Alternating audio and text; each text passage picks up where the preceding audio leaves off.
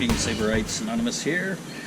So, I'm going to go on a little tangent right now. I'm going to kind of apparently advocate something that a lot of us have been kind of advocating. I'm going to be kind of advocating the opposite of what a lot of us have been advocating of just recently. But I'll go into that here. The issue of flow when you're doing your Dulon. How much flow do you want, do you need as you're doing a Dulon through there?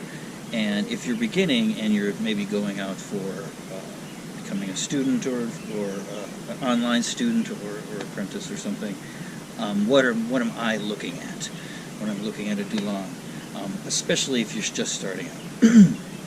So, a lot of people recently have been talking about flow and about moving from one thing seamlessly to the next.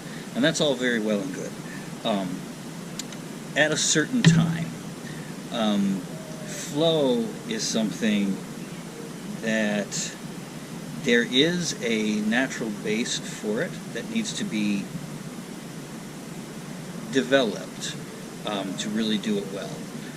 Also, if you're going to do flow and you want to flow from one thing to the other, you have to know each part extremely well, better than you would under normal circumstances.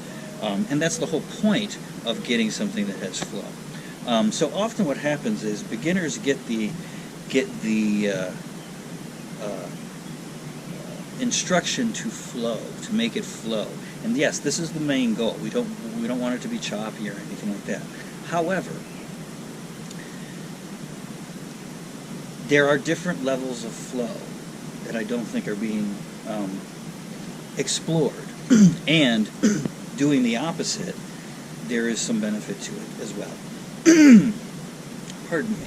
So, I am going to use my Chinese sword here, as it is daylight and you won't be able to see all that much of a lightsaber. So let's take the beginning set of Shicho Dulon. Okay? So as we're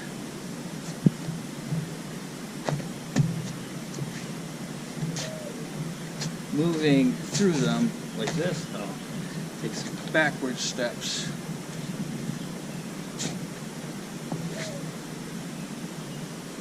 Right.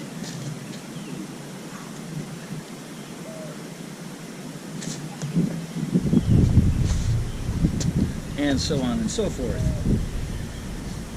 There's a flow to that. Now, how do I get that flow?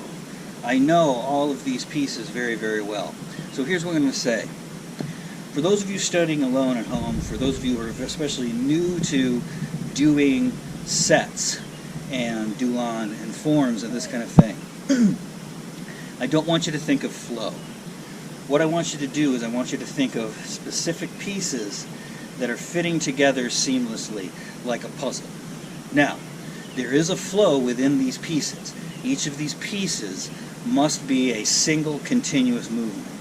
But keep these pieces bite-sized at first.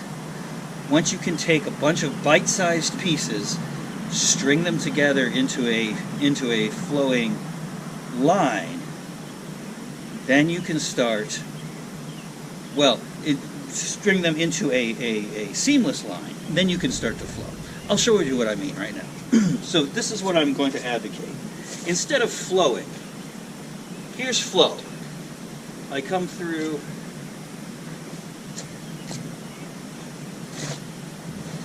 just going to do arm sash there, okay? Instead of that, I want to do this.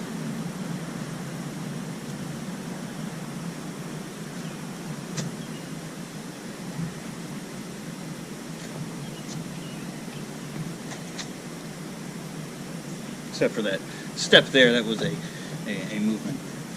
So the point is, I'm taking each part. So if I do the form, do the Dulon, 1, 2,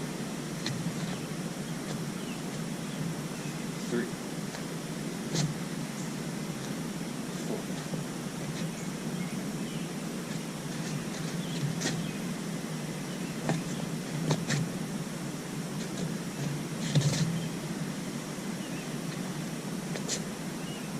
Okay?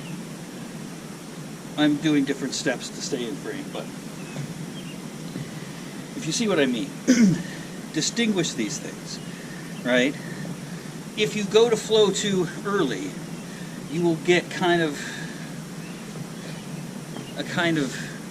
nebulousness where nothing is going to be really completed.